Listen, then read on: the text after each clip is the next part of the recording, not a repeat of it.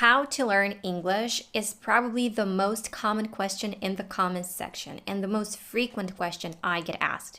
And while it has many layers to it, I'll share with you the system that I believe a language should be learned by.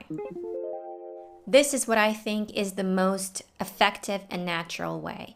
And this is how, in my opinion, any language should be learned and approached, because this way helped me to finally become fluent in my 20s after years spent in vain in school and courses trying to become fluent in English. Even if you're not a beginner, I still suggest that you try this system, especially if you're stuck, because simply changing what you do will help. This is the approach I took and the one that changed everything for me, and also is the most natural because this is how we learned our first language. So I always suggest starting with listening. For complete beginners, I'd say that you should start by watching the simplest videos. The ones where they show you an object and name it. The ones where they ask you simple questions like, what is your name? And tell you how to answer. And then you gradually move on to more complicated things. It will be very much like kids learn a language. They listen a lot. In fact, they only listen for a year, give or take, and only then start to speak. They listen to their parents speak and explain things to them, and this is how they pick up the language. As we're not kids and there's no adult to explain things to us, we will Google up words and everything else. Yes, self-education, but believe me, it's worth it. This knowledge will stick with you for sure. One of the best methods to improve your listening is to watch and listen to something in English that you've watched in your native language a lot, like some TV show, for example, like Friends. Most people I know have watched it on repeat, or anything you like, because you will already know what it is about and you'll be able to figure out the meanings of words. First, watch it with subtitles and then without them. And again, watch it on repeat because repetition is key to learning. Then we move on to speaking. Mark my word, if you spend enough of hours working on your listening, speaking will come to you a lot easier. It will come to you naturally. Shadowing, copying, and repetition will be your go-to things. And we will start by simply repeating. Repeat after native speakers. Start with some simple sentences and then something more complicated, but make sure that you're repeating the right thing. Turn on subtitles for starters, because oftentimes we drop the words we can't quite make out or say something completely different.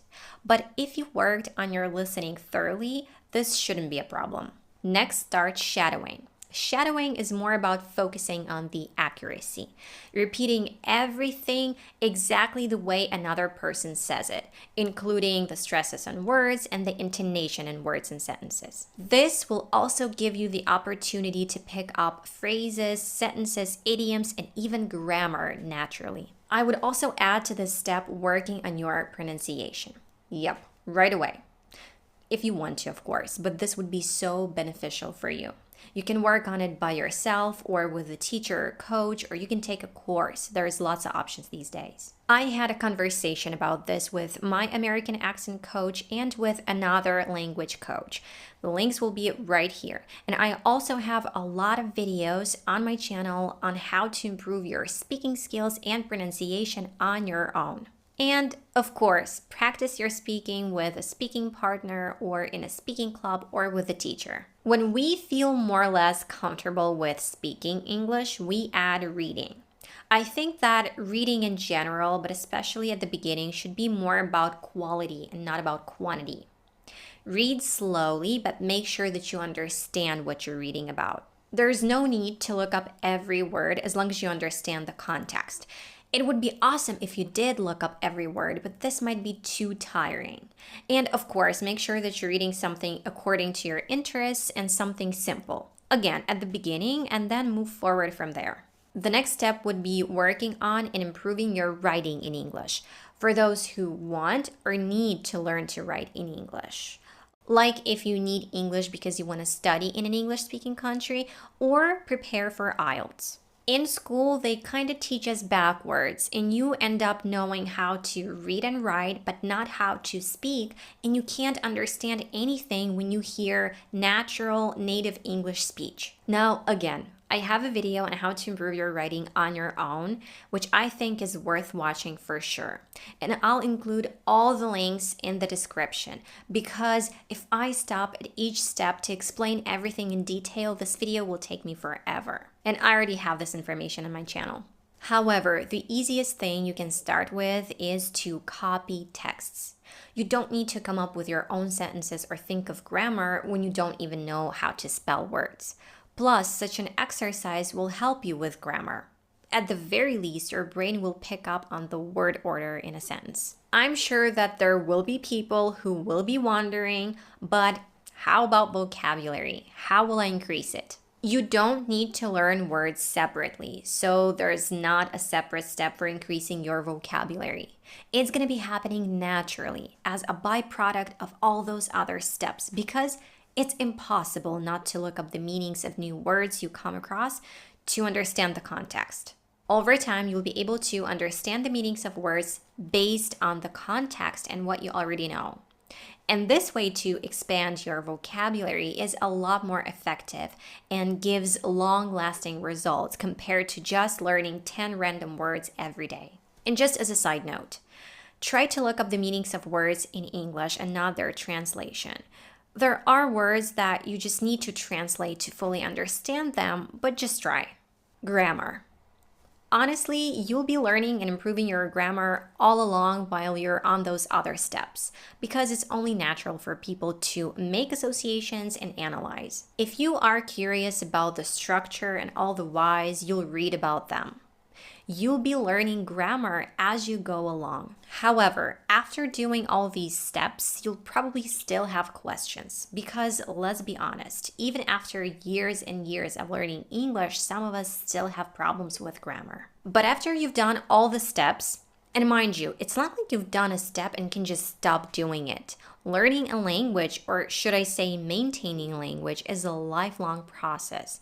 And we all know that skills deteriorate when we're not using them.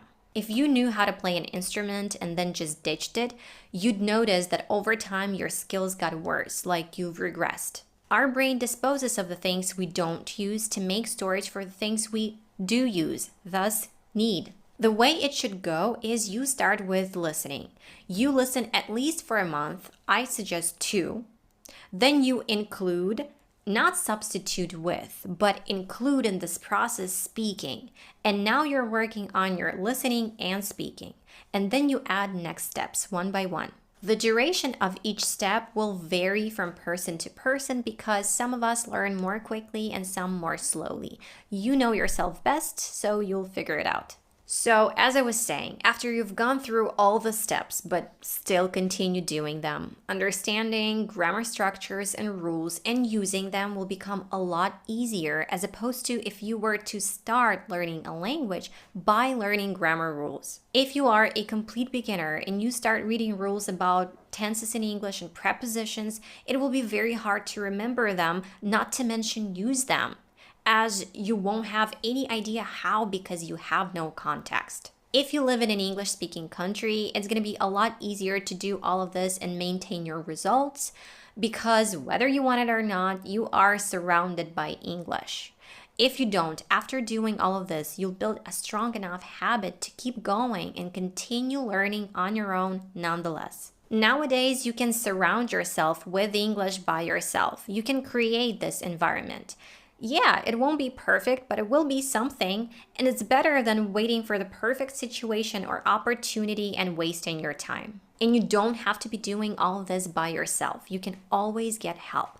Work with teachers or coaches. And it would be even better if you added to such a learning process working with a teacher, or vice versa. If you take courses or attend classes, add these steps to your routine. This is just my recommendation, and it's just scratching the surface to give you a general idea because there's so many methods to improve each of these steps. You can skip a step, writing for instance, if it's not of big importance for you, but I highly recommend, insist even, that you don't skip listening or speaking. These are the skills that we need the most to communicate, and these are the skills that are either overlooked at schools or are the hardest to learn. That's why the sooner you start and the more consistent you are, the better results you'll get. Okay guys, that'll do it for this video. I hope it was useful for you. Give this video a like and I'll see you in the next one. Bye.